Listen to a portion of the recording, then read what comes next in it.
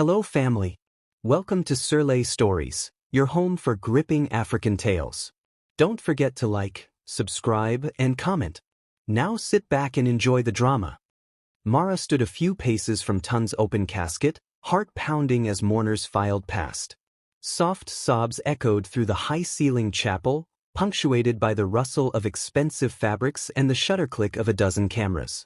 She had expected grief, she had not expected humiliation. Her husband's mahogany casket gleamed under the chandelier light. Tunde's lifeless features were calm, almost peaceful, and Mara wondered if that peace would ever come for her. She felt for the silver locket at her throat, Tunde's favorite gift, and willed herself to meet every gaze with dignity. But each whispered condolence felt brittle, and her vision blurred again. Behind her, the priest's voice faltered. "We commend his spirit unto the Almighty," Mara's breath caught. She turned as Mama Adesua, her late husband's mother, stepped forward in mourning black, face impassive except for her eyes, which glittered with cold intent. Mara's pulse hammered. She braced herself. Mama Adesua bent close. Her voice was a hiss meant only for Mara's ears. "You have 4 days to get out of this house. My son is dead. You're no longer welcome." Mara's blood ran ice cold. Flanked by aunts in lace headwraps and cousins in matching dresses, Mama Adesua straightened, expression serene. A faint gasp rippled through the crowd, then shutters popped and voices soared. The priest froze mid-sentence. The funeral paused. "Excuse me," Mara whispered too faintly. The world tilted. Mama Adesua spoke again, loud enough now for several rows of mourners to hear. "My son's last will and testament names me executor. Wife or no wife, this estate passes through my hands." She raised a hand for silence as cameras continued to flash. "Especially since she was never really his wife," she added, voice sweet as venom. A ripple of shock ran through the gathering. At the back, a government official fidgeted. Near the front, Tunde's corporate colleagues exchanged alarmed glances. One tall businessman muttered, "Never his wife?" under his breath. The priest swallowed hard, eyes locked on Mama Adesua. Mara's knees weakened. "You can't," she began, but her voice cracked. Mama Adesua's lip curled in a half-smile. "My dear, you heard me. I will handle everything from here." She swept out of the gallery, trailing a hush and broken celesta chords from the organ. 2 of her attendants moved in to lead the mourners back to their seats. Whispers exploded. A young reporter elbowed forward, microphone thrust out. "Mrs. Adesua, can you clarify why you claim Mrs. Uche isn't legally married to your son?" Mama Adesua paused on the dais, looking every inch the dignified widow. "I have the legal papers. And you'll soon see that this so-called wife has no claim, no child, no contract." She smiled at the flashbulbs. "My son promised me loyalty. I plan to keep my promise to him." With that, she swept away, leaving Mara gasping in the echoing nave. Mara's friend Zuri appeared at her side, hand on her elbow. "Mara, come sit," she whispered urgently. Mara nodded numbly and sank into the front row, clutching X-shaped prayer beads as if they might anchor her to reality. Behind them, the funeral service resumed. The priest's voice trembled. Mara tried to follow along, but her mind spun. Tunde's will vanished? No marriage? For days to vacate? She fought rising bile. After the service, mourners drifted toward white-gloved servers offering cucumber sandwiches and flutes of sparkling water on the veranda. Mara stood apart, staring at the closed chapel doors. Zuri slipped an arm through hers. "He can't do this," Mara whispered. "He being your mother?" She sighed. "I don't even know what's real anymore." Zuri's dark eyes blazed. "Of course she can. She's got money and lawyers. We need to get you somewhere safe. Do you still have your passport?" Mara shook her head. "He had it in the house with everything else." She swallowed. "Listen, I need to say goodbye to him." Zuri hesitated, then guided her back inside. They stopped before the casket. Mara leaned over and spoke softly as if he could hear. "Tunde, they're tearing me away from you. I don't know how, but I swear, my love, I will fight." She pressed a kiss to his cold hand, tears slipping down her cheeks. A hand touched her shoulder. She looked up into the kindly face of Pastor Emmanuel, longtime family friend. Mara, he murmured. May we pray? She nodded, and he began to whisper a benediction. Warmth bloomed through her sorrow. As the final amen ended, Zuri whispered, Let's go. They slipped outside. The sun was high, glaring on manicured lawns. Mara's gaze drifted to the family mansion beyond wrought iron gates. Guards in crisp jackets stood at attention, rifles slung at their sides. Soon she realized, those gates would not open. The press pack gathered at the gates, cameras pointed. Mama Adesawa emerged from the dark threshold, flanked by 2 lawyers in pinstripe suits. Thank you all for coming, she said, clicking her designer heels on the cobblestones. As executor, I will hold a press briefing tomorrow at 10. I trust you'll all be there. A reporter called out, Mrs. Adesawa, what about Mrs. Uche's belongings? Will she be allowed to collect them? Mama Adesawa's lips curved. Mrs. Uche may collect whatever I permit. She has 4 days to vacate, by Thursday. Anything left behind after that becomes estate property. She glanced at Mara, who felt as though the air had been sucked out of her lungs. Without another word, Mama Adesawa turned on her heel, swept back into the mansion, and shut the gate. The locks clicked. Guards snapped to attention. Mara stood rooted to the spot. Zuri touched her arm. Come on. Mara shook herself and walked toward her car, but her legs felt like lead. A photographer shouted, Mara Uche, care to comment on your eviction? She ignored them, climbed in the passenger side, and closed the door as the engine roared to life. Zuri sat behind the wheel, eyes grim. Mara, she said quietly, what are you going to do? Mara pressed her hands to her temples. What I always do, she whispered. I fight. As they drove away, the mansion's gates receded in the rearview mirror. For days to find a will, prove a marriage, reclaim her home, or lose everything Tunde and she had built together. The world beyond the glass looked suddenly vast and dangerous. She pressed her forehead against the cool window, vision blurred with tears. Next Thursday, Mama Adesawa had said. Thursday, she thought. Thursday she would either be king or executed. A motorcade roared past, bodyguards in dark suits trailing behind SUVs. Mara watched and steeled herself. She would not be driven out. Not without a fight. And in her heart she heard Tunde's voice. I trust you, Mara. She clenched her fists. She would not fail him. Her phone buzzed. A text from Zuri. Lawyer says the will was never filed. Good luck. Mara's jaw tightened. She locked her hand around the locket.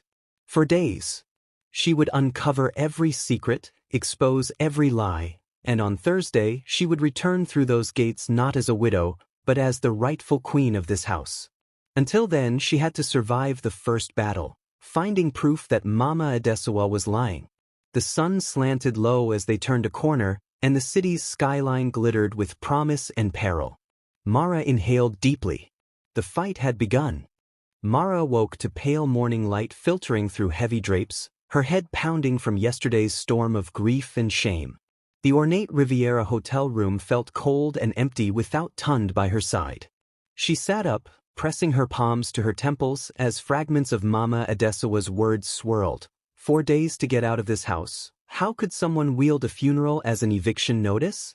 She swung her legs over the edge of the bed, feet meeting the plush carpet. She reached for her phone, hands trembling, and saw a string of missed calls, from Zuri, her sister, and an unfamiliar number. Zuri's text lit up the screen. Lawyer at prep and cold called. He wants to see you. Now. Mara exhaled sharply. She slid into her heels and pulled her hair into a loose bun as she dialed the number. Hello. The voice was formal, measured. Good morning, Mr. Cole. This is Mara Uche. Mara, he interrupted softly. I was at the funeral yesterday. I'm so sorry for your loss. You asked me to keep the will safe. Yes, Mara whispered, heart stuttering. Please tell me it's with you. Actually, his hesitation was scintillating. It's gone missing. Mara's chest tightened. Missing? What do you mean missing? This is his last will and testament. We filed it with the High Court Registry last month. I know, he murmured. But when I searched my safe this morning, it wasn't there. It wasn't in the file cabinet, either. Are you sure? Please look again. He sighed. Ma, my apologies, but I've looked everywhere. It simply isn't here. A cold dread spread through her. What about the court registry? I called. No record of a will was ever lodged. A thunderclap of betrayal pounded her ears. So you're telling me? He swallowed. Legally, without a filed will, your mother-in-law stands to inherit everything. Probate will go to the next kin her. Mara's vision tunneled. She clutched the bedside table. Thank you for telling me. I'll be in shortly. She hung up, breathing shallowly. The doorbell rang immediately. Zuri swept into the room like a storm. He said. Mara shook her head. It's gone. She never filed it. Zuri's eyes blazed. This is deliberate. Mama Adesawa must have taken it. Mara closed her eyes. Then I have to go home. Zuri grabbed her by the shoulders. No, you have to plan. We need to find evidence, email trails, backups, anything. If she's hidden it before probate, you have 4 days to fight. Mara nodded numbly. Together they gathered their things. The mansion loomed through a thin morning mist, its wrought iron gates barred shut. Mara's Lexus rolled to a stop before 2 uniformed guards. Neither flinched at her arrival. The driver's window slid open. Mrs. Uche, the senior guard called, voice flat.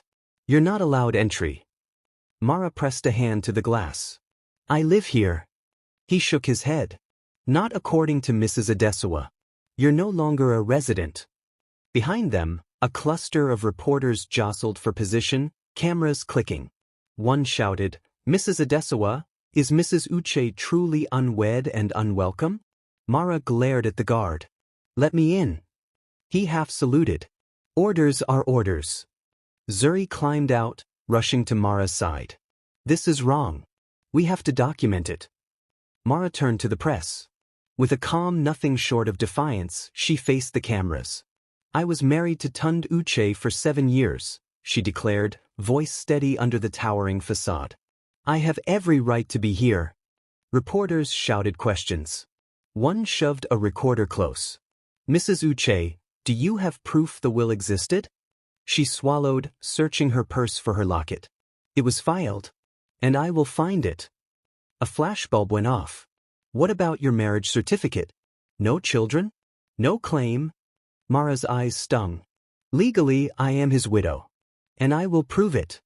She turned away, as if dismissed by invisible creditors. Zuri helped her back into the car. Mara's heart thudded like a war drum. The silent guards remained unmoved as the car pulled away. Back at the hotel, Mara and Zuri spread documents across the mahogany desk. Old emails from Tunde's account, copies of drafts of the will, none bore the registrar's stamp. He drafted 4 versions, Mara mused, riffling through printouts. But only the final one was supposed to be lodged. I was there when he signed. Zuri frowned. Ask Prep and Cole if they have digital backups. Maybe a scanned copy. Mara dialed the firm again. As she waited, Zuri poured 2 coffees. Why would she do this? Zuri asked softly. Mama Adesawa and Tunde used to be close. Mara sank into a chair. She resented anyone who came between her and her only son. I know it happened gradually. She clasped her hands. But to strike now, at his funeral, shows the extent of her cruelty. The lawyer picked up. Mara, she said. Relief flickered in his tone. I found something. A scanned copy on an encrypted thumb drive. It's lodged in a safety deposit box, but it's joint control. We need Mama Adesawa's signature to open it. Mara's stomach twisted. So she has the key. Exactly. Mara pinched her lips. We need a warrant. He hesitated. Probate court hearings take weeks to schedule. For days. Mara closed her eyes. We need another way, Zuri said. Evidence in the house, financial records, something that proves Tunde intended everything for you. Mara nodded. Let's go back tonight. Night fell like ink as they returned to the mansion. Streetlights cast rippling shadows across the high walls. Zuri parked a block away. They approached on foot, scanning for cameras. The front door was locked, the side gate bolted. They circled to the back, where a service entrance yawned. A solitary guard napped on a bench. Mara crept forward, voice barely above a whisper. "This guard looks half asleep," she said, glancing at Zuri. "We can distract him." Zuri grinned. "On it." She crept up and coughed loudly. The guard jerked awake, fumbling for his radio. Mara slipped inside through the ajar door. Heart pounding, she crept down the corridor, lined with marble reliefs and family portraits. Every footstep echoed. At the far end stood the wine cellar door, ice-cool metal, the keyhole glinting under the emergency light. Mara tried to insert her hairpin. It wouldn't turn. "Stuck." Zuri called softly from the entrance. Mara whispered, "Hold on." After a moment's struggle, the lock clicked. The door swung inward on silent hinges, revealing rows of oak racks dripping with expensive bottles. A single overhead lamp cast dusty beams. Mara stepped inside, Zuri just behind her. "Careful," Zuri murmured. "Last thing we need is getting caught." Mara's gaze raced over the racks. The air smelled of aged cork and cedar. At the far wall, she caught sight of an out-of-place seam. She traced her fingers along the cool stone. "Here." She pressed. The stone slid inward, revealing a hidden safe set flush into the wall. A numeric keypad blinked. Mara's pulse skipped. Tunde said the combination was his birthday? 120,487. She punched in 120487. The safe door popped open with a pneumatic hiss. Inside, wrapped in velvet cloth, lay a leather-bound laptop, a thick manila envelope stamped "Last Will," and a small camcorder with a blank tape inside. A gasp escaped Mara's lips. She lifted the envelope.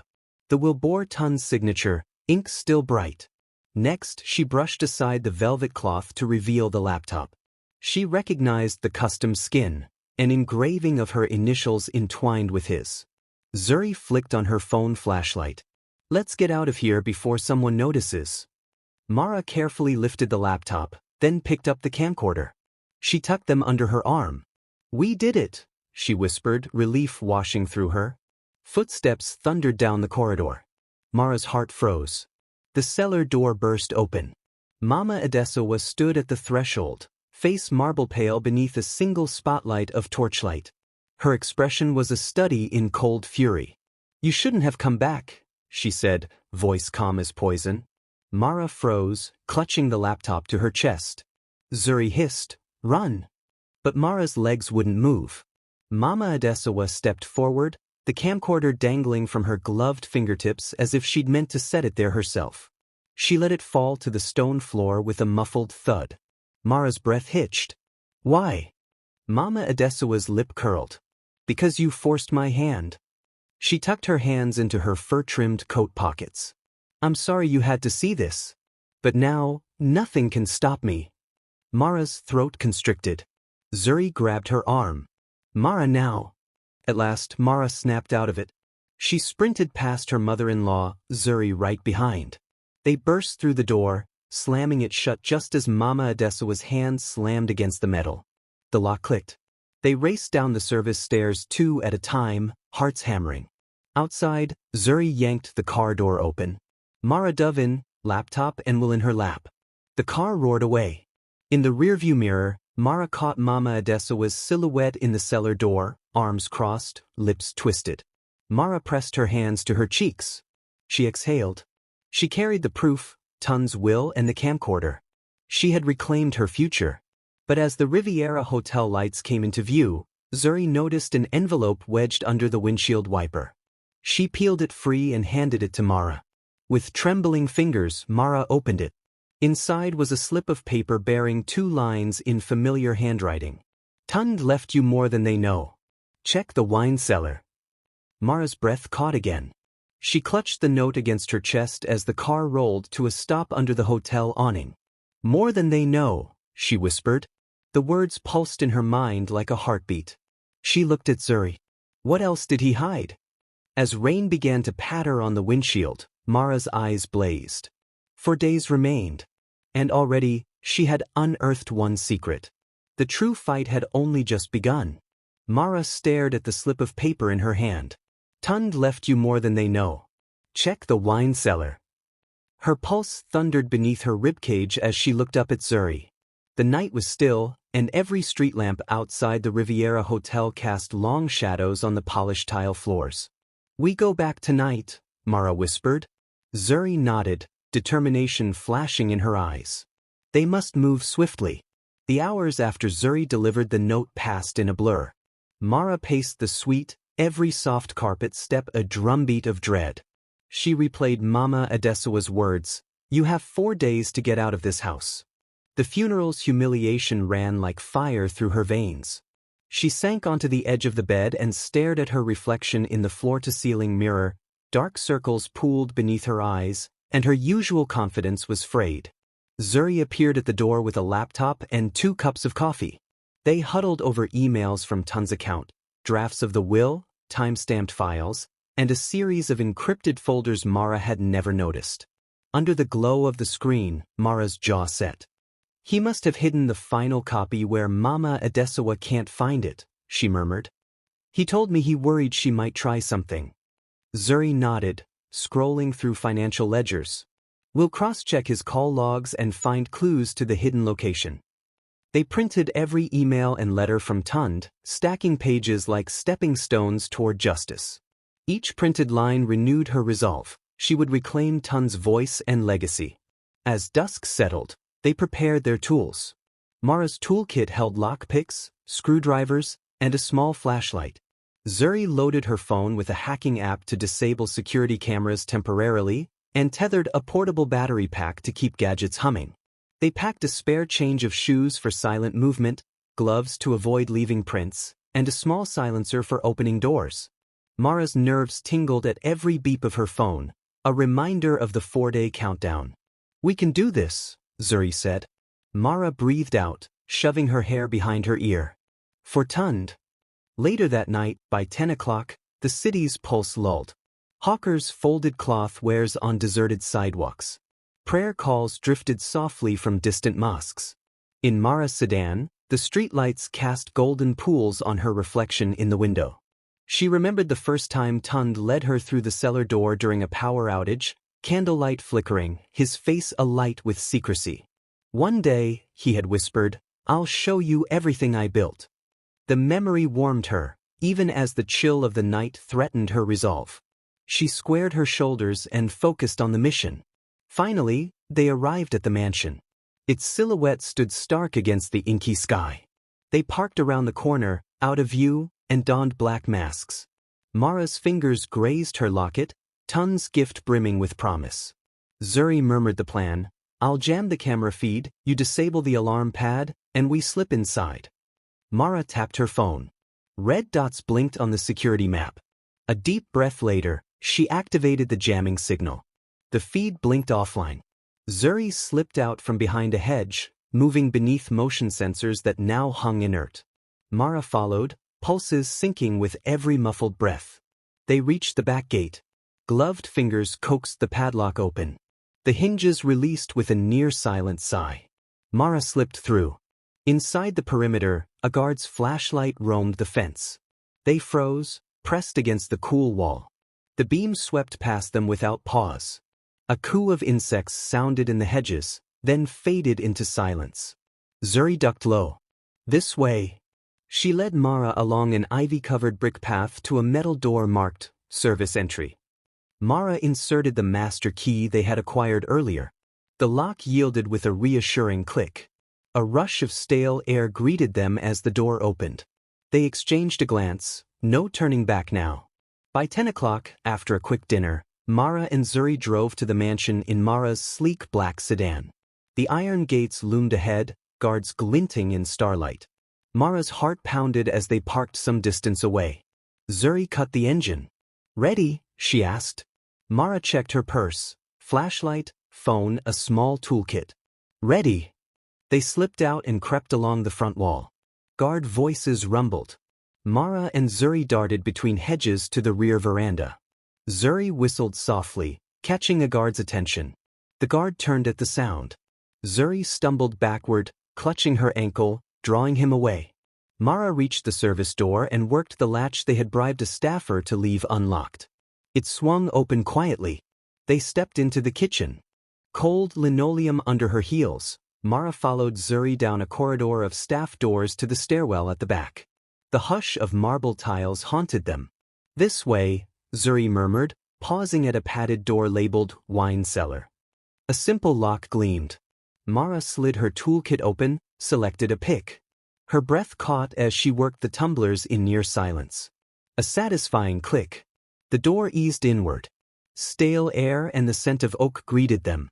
Rows of wine racks disappeared into darkness beyond the moonlight streaming through a narrow frosted window. Mara clicked on her flashlight. Dust motes danced. Zuri slipped beside her. "Here," Mara said, pointing to an out-of-place stone panel against the far wall. Its edges were sharper, less grainy than the surrounding rock. Mara pressed her palm to the cool stone. 2 fist-width stones shifted. A hidden recess yawned, revealing a fireproof safe embedded into the wall.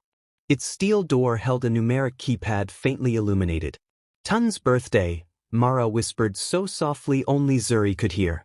"June 12, 87. 120687. She tapped the digits. The safe whined open, gasping like a creature released. Inside lay a leather-bound laptop case, a thick envelope stamped, "Last Will and Testament," and a camcorder wrapped in velvet cloth. Mara's fingers trembled as she lifted the envelope. The will's crisp paper crackled as she opened it. Tun's elegant script spilled across the page, his signature at the bottom. "I bequeath all my property to Mara Uche," Mara read aloud softly, tears pricking her eyes. It was real. Zuri gingerly unwrapped the camcorder. "Let's get out before someone notices," she hissed, eyes darting to the stairhead. Mara slipped the will and camcorder into her purse, then reached for the laptop case. Zuri paused. "What about the video? Maybe we need proof."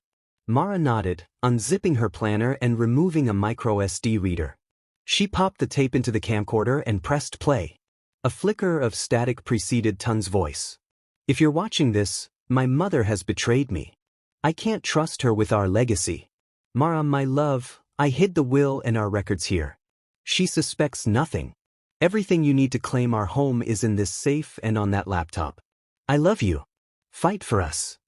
His face, earnest and solemn in the grainy footage, filled the small screen. His eyes shone with conviction and sorrow. Mara's breath shuddered. Zuri reached to steady her friend's hand. "This is everything," she whispered. "He planned this." Mara pressed pause and tucked the camcorder back into her purse. She closed the safe. "Time to go." They backed away, careful not to knock racks. But a rogue bottle teetered. Mara froze as it slid off its perch and shattered. Glass sprayed across the floor. Her pulse slammed.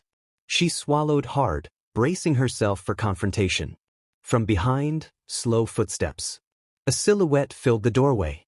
Mama Adessewa stood framed in the cellar entrance, her coat's furs brushed with motes. "She never should have come back," she said, voice low and lethal. "Now you will face the consequences." Night had barely settled when Mara slipped into the dimly lit back entrance of the Chronicle newspaper, clutching the leather envelope and the camcorder like sustenance. The security guard barely glanced up as she signed in. She'd come highly recommended by a trusted acquaintance. Her heart pounded, adrenaline masking exhaustion from the cellar heist. Zuri waited at a corner table in the press room, laptop open, fingers poised. "They've set up the live feed in 20 minutes, Zuri whispered, not looking up. "You sure you want to use the camcorder footage first?" Mara nodded, steeling herself. "Exposé or nothing." Journalist Ahmed Bello arrived in a flurry of notebooks and cameras. He was known for daring investigative pieces, and his reputation made him the ideal ally. He greeted Mara with a nod. "Mara, I saw the panic on your face when I picked you up. You sure you want this out now? There'll be no turning back." His voice was low but urgent. Mara took a deep breath. Tund risked everything to record that message. "I owe him, and myself, the truth. We leak it tonight." Ahmed and Zuri exchanged a look. Then Ahmed nodded. He guided Mara to a small conference room with frosted glass. A camera crew and 2 sound technicians hovered. As they prepared lights and microphones, Mara's pulse thundered. Doubts seeped in. Was she too exposed? Would the truth vindicate her, or deepen the scandal? She closed her eyes and pictured Tunde's calm face on the camcorder screen. He believed I could fight this. She squared her shoulders. The feed went live on the Chronicle's homepage and social channels. Mara sat between Ahmed and Zuri, a single lamp overhead casting dramatic shadows. Ahmed faced the camera. Good evening. Tomorrow's print edition of the Chronicle carries a bombshell exposé of the Uche family estate battle. But tonight, we share exclusive video evidence recorded by the late Tunde Uche himself. Proof of hidden wills, forged deeds, and family betrayal. Viewer discretion advised. He pressed play. The grainy camcorder image filled screens across Lagos. Tunde's face emerged, lit by a single desk lamp, the background a wall of family photos.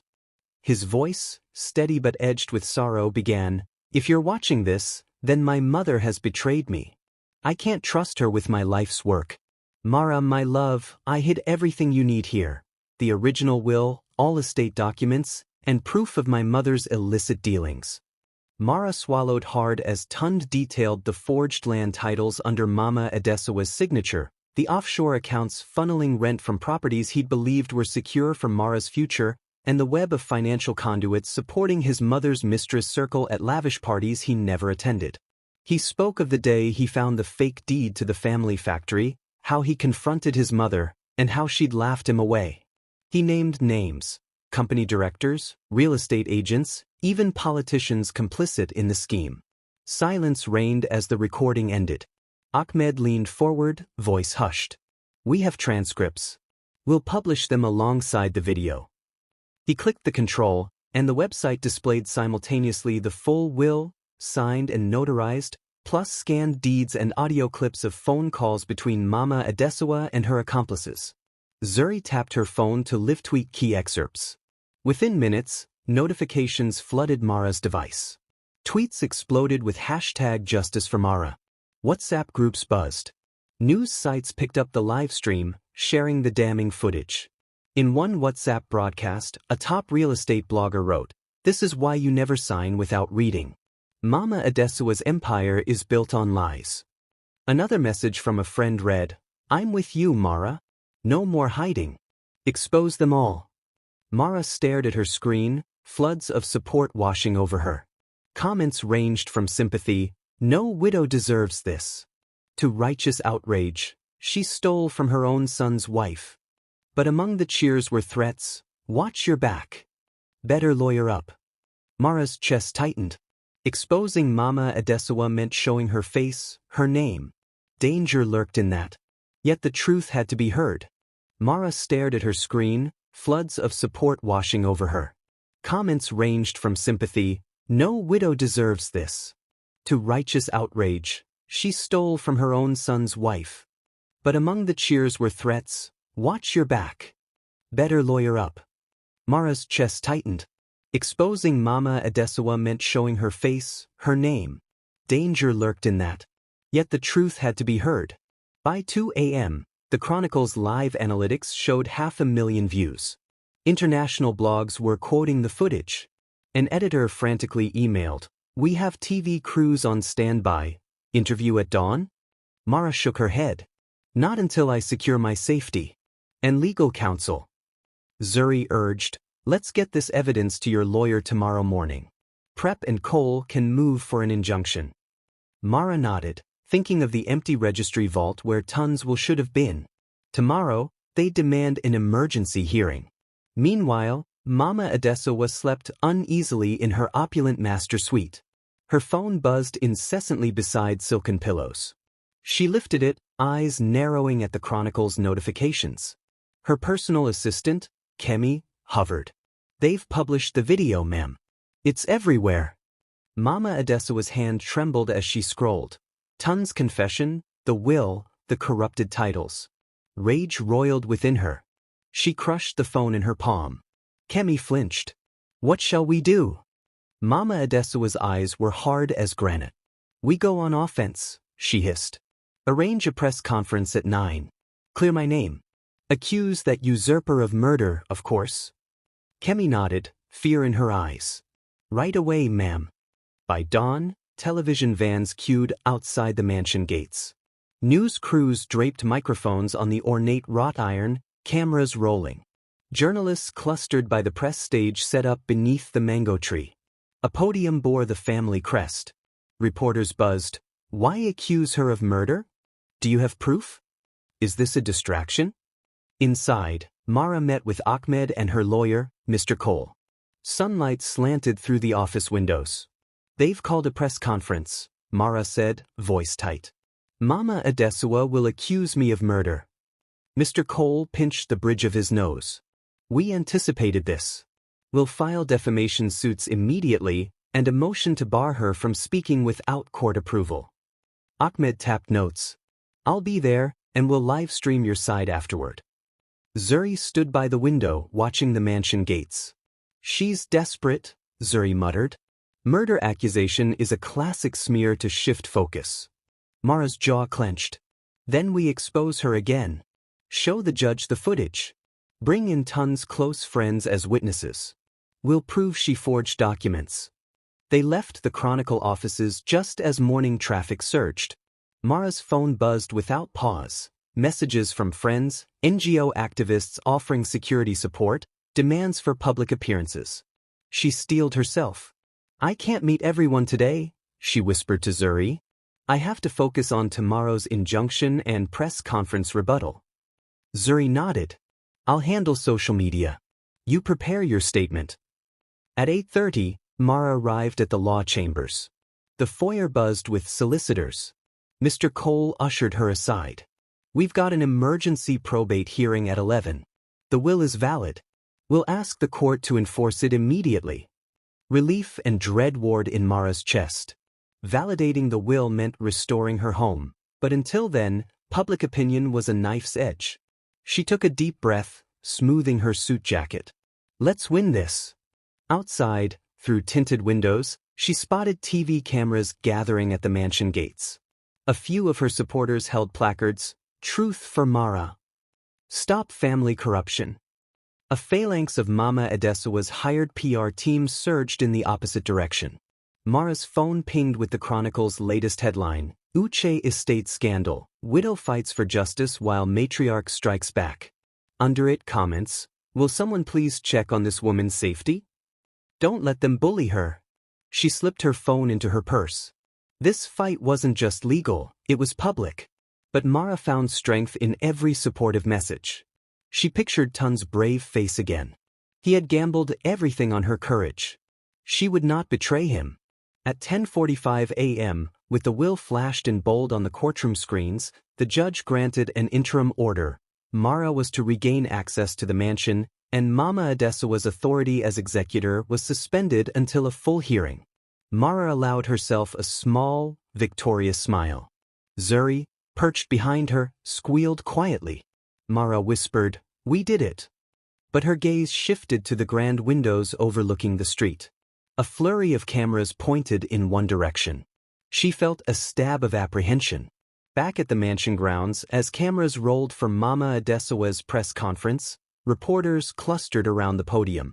Mama Adesua took the stage, draped in mourning black, face composed but eyes blazing. The crowd hushed. A banner behind her read, Family Statement. But in Mara's mind, it felt like the prologue to a new war. Mama Adesua tapped the microphone. Good morning, she began, voice sweet as poison. I am here to set the record straight after these outrageous allegations circulating online. Let me be clear, there is no will naming Mrs. Uche as beneficiary, only fabricated documents and videos, likely recorded after my son's death. These forgeries are part of a malicious plot to defame me and seize control of our family's assets. A ripple of surprise passed through the press. Mara's stomach lurched. Mama Adesua continued. Furthermore, I have requested an independent forensic investigation into the circumstances of my son's passing. Preliminary autopsy reports suggest toxins inconsistent with natural causes. Mrs. Uche, as his grieving widow, is the primary suspect in this investigation. Gasps erupted among camera crews. Some journalists shouted questions. Others exchanged astonished looks. The microphone caught a crackle. "Mrs. Adesua, are you accusing Mara of poisoning Tunde?" Mama Adesua's lips curved. "I am simply stating the facts as presented to me by authorities. Until the investigation concludes, I reserve my right to protect my late son's legacy from those who would exploit it." She turned from the podium and swept off the stage, flanked by PR staffers and a cluster of reporters clamoring for soundbites. Mara's heart hammered. The court had ruled in her favor, temporarily. But in that moment, Mama Adesua weaponized murder accusations against her. And the world watched. Behind the podium's empty mic, Mara's reflection flickered in the mansion's front windows. Determination flared in her chest. She would not be destroyed by lies. The evidence stood undisputed, the will, the deeds, Tunde's voice. But now, with murder in the air, the stakes had grown deadly. As the cameras panned away, Mara's voice echoed in her mind, "Fight for us." The battlefield had shifted from legal papers to public opinion, and Mama Adesua had just fired her most lethal shot, accusing Mara of her husband's murder. And so, the next round would not just be about property, but about her very freedom and her life.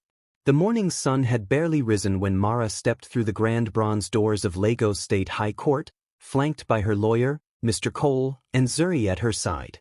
Reporters and camera crews crowded the marble foyer, their lenses trained like hawks. A buzz of anticipation rippled through the spectators' gallery. Today, Mara was not merely contesting eviction, she faced an accusation far darker, that she had poisoned her beloved husband, Tunde. Inside courtroom 7, oak-paneled walls and draped flags lent solemnity. The judge's bench loomed, and carved beneath it were words in Latin, "Fiat justitia rut caelum," "Let justice be done though the heavens fall." Mara's breath caught. She smoothed her tailored suit jacket and met her own eyes in a quick reflection from the polished surface of the defense table. At precisely 9 a.m., the court clerk called the session to order. In the matter of Regina versus Uche. Charge, first-degree murder, via poisoning. Counsel, are you ready?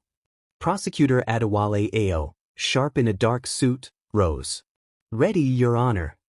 Mr. Cole, Mara's defense, nodded and replied, Ready, Your Honor. Zuri's grip tightened on her notes. The prosecutor began with a polite nod to the judge.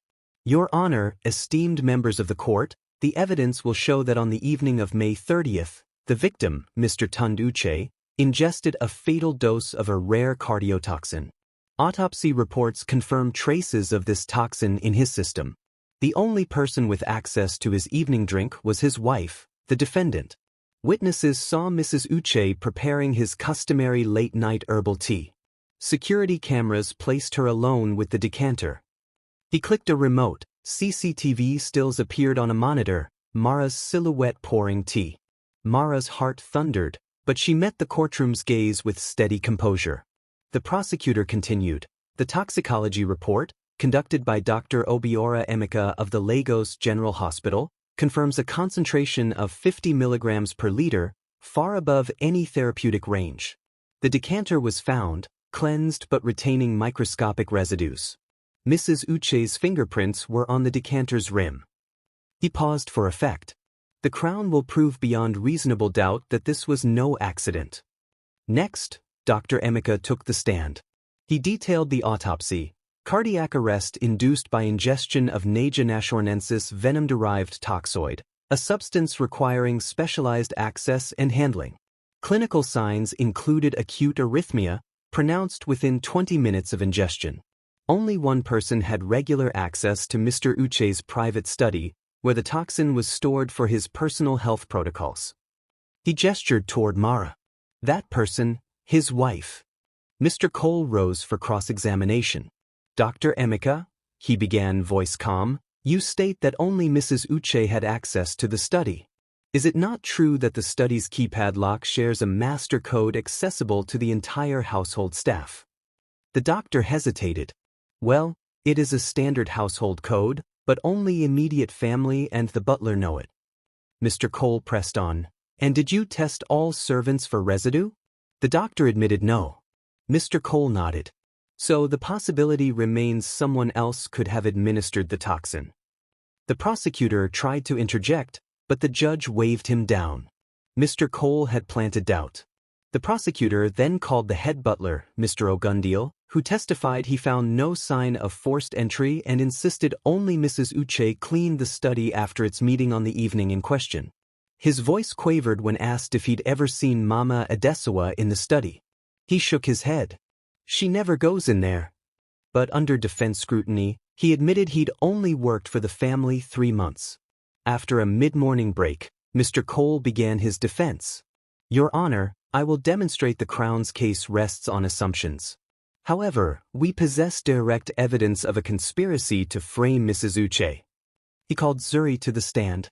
A hush fell as Zuri rose, holding a small recording device. Under oath, Zuri described her tenure as Tunde's personal assistant. In the weeks before his death, I overheard Mama Adesawa meet privately with a visiting accountant. She threatened to destroy the will and disinherit Mrs. Uche if she didn't leave the household. The defense attorney leaned in. Do you have confirmation of this threat? Zuri pressed play. From the device, Mama Adesawa's voice rang crisp. If that barren girl doesn't leave, I swear I will end her claim and expose her for what she is. She won't get a penny, mark my words. The courtroom murmured. The judge banged his gavel for order. Prosecutor Ayo's jaw clenched. Beside him, Mama Adesawa paled. Mr. Cole pivoted. Your Honor, this recording proves intent, not of murder, but of defamation and conspiracy to dispossess Mrs. Uche. My client faced sustained threats to her reputation and property. We have yet to even examine the water supply logs, which show anomalies only on May 30th. The judge adjusted his glasses. Counsel, submit that recording into evidence. The clerk registered it. The room buzzed with the implications. Someone aimed to make Mara appear guilty. The prosecutor's case wavered. At midday, the defense rested with the audio evidence. Mr. Cole asked for a recess. The judge granted a short break to consider the newly admitted recording and its impact on the Crown's presumptions. In the hallway, Mara exhaled as if waking from a nightmare. Zuri embraced her. You did it, she whispered. Mara's face remained taut. Not yet. They could still argue the toxin was pre-placed. Prosecutor Ayo strode over. An impressive stunt with that recording, he conceded, but you still haven't proven someone else administered the toxin. He fixed Mara with a steady gaze. The jury may find motive, means, and opportunity all point to you. Mara met his eyes. Then let's see if the evidence supports that. We have witnesses to call. At 2 o'clock, the gallery filled again. Uniform rows of seats bore spectators, journalists, and 2 hired PR agents from Mama Adesawa lurking in the back. The prosecutor resumed, calling Mama Adesawa herself to the stand, not to testify to murder charges, but to address the recording's authenticity. Escorted by her lawyers, Mama Adesawa took the stand with a serene smile. Mrs. Uche's team has presented this so-called threat. It's a crude forgery, an out-of-context snippet, she said, voice clear. I ask the court to reject it. She feigned composure. I'm a widow of dignity. I have no interest in harming my son's wife. Mr. Cole rose again. Mrs. Adesawa, did you personally authenticate the recording's transcript? She hesitated before answering, No, I have not. Cole pressed. Are you aware voice analysts can verify if a recording is genuine? She looked away. I was assured by counsel it's inadmissible. The judge interjected. Let's not drag this on. We have evidence admitted. We'll call our final witness. He looked at the clerk. Proceed. The prosecutor then announced he had a final witness, the family's longtime gardener, Mr. Obinna Ease, who claimed to have seen shadowy figures entering the study at evening time. But before Obinna took the stand, the judge raised a hand. Wait, the judge said. Before I rule on the murder charge, there is one more witness. He paused for dramatic effect, eyes sweeping the courtroom. Tunde's son. A collective gasp rippled through everyone. Mara's heart lurched. Tunde had no known child. Confusion fluttered in the gallery. Photographer flashes flickered.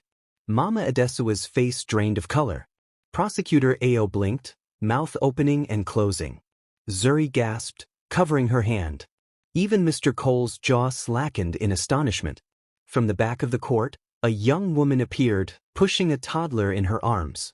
She moved with quiet confidence, the child's curious eyes wide. Whispers cascaded. Who is she? What child? This can't be right. The woman paused before the bench and gave her name. My name is Chika Okafor, Your Honor. This is my son Amadi. From the back of the court, a young woman appeared, pushing a toddler in her arms. She moved with quiet confidence, the child's curious eyes wide. Whispers cascaded. Who is she? What child? This can't be right. The woman paused before the bench and gave her name. My name is Chika Okafor, Your Honor. This is my son Amadi. The judge's gavel rapped the desk. Step forward, please. Chika approached, her expression firm. Mara felt the ground shift beneath her feet. A hush descended as the boy, no more than 2 years old, gazed around innocently. Chika placed her son on the witness stool beside her. Your Honor, she began, voice steady, I was a surrogate for Mr. Uche and Mrs. Uche under a strict confidentiality agreement. I remained silent at the request of the family until Tunde's death. He entrusted me to care for his son should anything happen to him. Today, I come to claim his rights, to restore this child to his mother's care. Shock waves cascaded through the courtroom. Mara's throat tightened. She blinked at the toddler, who reached his hand toward her. Mara's cheeks flushed as she rose to her feet. The judge leaned forward. Mrs. Adesua, you will address this revelation in our next session. Court is adjourned until tomorrow morning. The gavel fell. Cameras screamed to life. The world Mara had known shattered and reassembled in a single moment. The innocent child of her husband, long hidden. Hope surged through her. Tomorrow, justice would pivot on this unsuspected heir. And in that breathless instant, the battle lines redrew. Mara unclenched her fists, resolve blazing. She would not only clear her name but reclaim her family's future. With Tunde's son at her side, the final victory loomed. Mara stood in the hushed courtroom as the judge's gavel echoed one final time, sealing the victory that had seemed impossible days ago. Around her, murmurs turned to cheers as the legal dust settled. The court recognized the validity of Tunde's will and awarded her full custody of his son, Amadi. Mama Adesuwa sat speechless, the fire in her eyes extinguished by the weight of justice and public opinion. Mara inhaled deeply, feeling the tension drain from her shoulders like water through cracks in a dam. Outside, a crowd of reporters and relatives waited. Mara stepped forward, her hand gently resting on Amadi's head. He peered at the world through curious eyes, tugging at the sleeve of her blazer. Mara knelt, meeting his gaze. This is your new home now, my love, she whispered, stroking his curls. Amadi smiled, and Mara's heart bloomed. She rose, facing the press corps. Cameras flashed. A reporter asked, Mrs. Uche, what do you have to say after this ruling? Mara's voice was calm but resolute. Today justice prevailed. My husband's wishes have been honored, and his son will grow up safe, loved, and secure. No one can take that away. She glanced at Mama Adesuwa, whose shoulders had slumped in concession. Meanwhile, a screen behind them displayed the judge's ruling in bold letters. As the text scrolled, viewers learned of the exposés that had brought down a corrupt matriarch, forged deeds, hidden accounts, and threats caught on tape. Social media feeds exploded with #JusticeForMara and #AmadiUche trending across platforms. Supporters cheered while critics fell silent. Mara's lawyer, Mr. Cole, shepherded her through the crowd. We should go, he advised softly. There's a press conference in an hour. Mara nodded and turned toward the law chambers, Amadi nestled in her arms. Zuri guided them to a waiting car. At the mansion, the scene had shifted dramatically. White ribbon replaced morning black at the entrance, and the guards, once cold, now snapped to attention as Mara approached. They saluted her respectfully. The swing gates parted smoothly, welcoming her return. Mara's breath caught at the sight. Her home restored, walls still echoing with memories but now full of possibility. Inside, spacious halls gleamed under golden light. Family portraits that once exuded tension now seemed to invite unity. At the top of the staircase, she found her late husband's study door ajar. Guards had removed the police tape and forensic markers. Mara paused before the oak door, hand on the knob. She inhaled the familiar scent of leather-bound books and cedar wood. Then she entered. The study was exactly as Tunde had left it. A mahogany desk littered with open files, the stainless steel decanter on its side, and a single framed photograph of Mara and Tunde on their wedding day. Mara moved to the desk and ran her fingers across the smooth surface. She spotted a letter opener on the blotter and carefully slid it toward the photograph. Amadi toddled into the room, holding her hand. "Mama," he said. She scooped him up, smiling. "Yes, my brave boy," he pointed at the desk. She explained gently, "This was Daddy's workspace. It's ours now, too." Amadi babbled happily, patting the desk with chubby fingers. Later that afternoon, Mara convened a press conference in the Grand Salon. Reporters filled every chair. A banner proclaimed, "New beginnings at the Uche estate." Mara stood at the podium, Amadi in a stroller beside her. She began, "Thank you all for being here. Today marks the start of a new chapter, one of hope, integrity, and family." She paused, eyes sweeping the room. "My vision is to honor Tunde's legacy through philanthropy, building clinics, supporting single mothers, and ensuring every child has a chance to thrive." Mama Adesua watched from the back, flanked by her lawyer. She had not spoken publicly since her deposition in court. But as she observed Mara's composure and the crowd's support, something shifted. Her shoulders relaxed, and tears glistened in her eyes. She approached the press cage with uncertain steps. A cameraman lowered his lens. "Mrs. Adesua?" he prompted. She drew a steadying breath. "I was wrong," she said, voice trembling. The room fell silent. "I allowed fear and envy to blind me to the man my son loved and the woman who stood by him. For that I am sorry, to you Mara and to Amadi." Mara's heart swelled as fellow visitors murmured in approval. Mama Adesua turned to Mara and extended a hand. "Thank you for forgiving me." Mara rose and walked to her mother-in-law, taking her hand. "This is our family, Mama. Tunde would have wanted unity." They embraced as cameras captured the moment. Zuri whispered to Mara, "You did it." Mara nodded, tears mingling with laughter. In the days following the press conference, Mara dove into rebuilding not only her personal life but also the legacy she and Tunde had dreamed of. She convened a board meeting for the newly formed Tunde and Mara Uche Foundation in the restored banquet hall. Consultants, lawyers, and community leaders gathered around long tables beneath crystal chandeliers.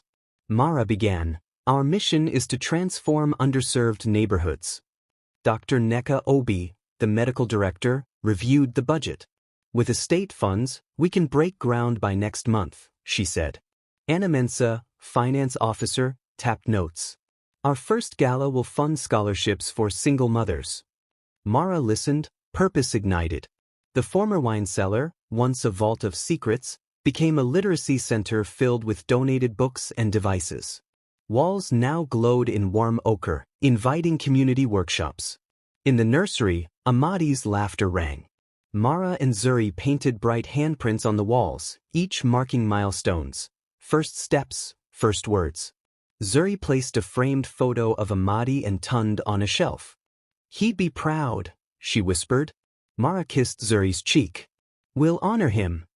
Media outlets celebrated Mara's journey. One headline read, "From widowed to Wonder Woman."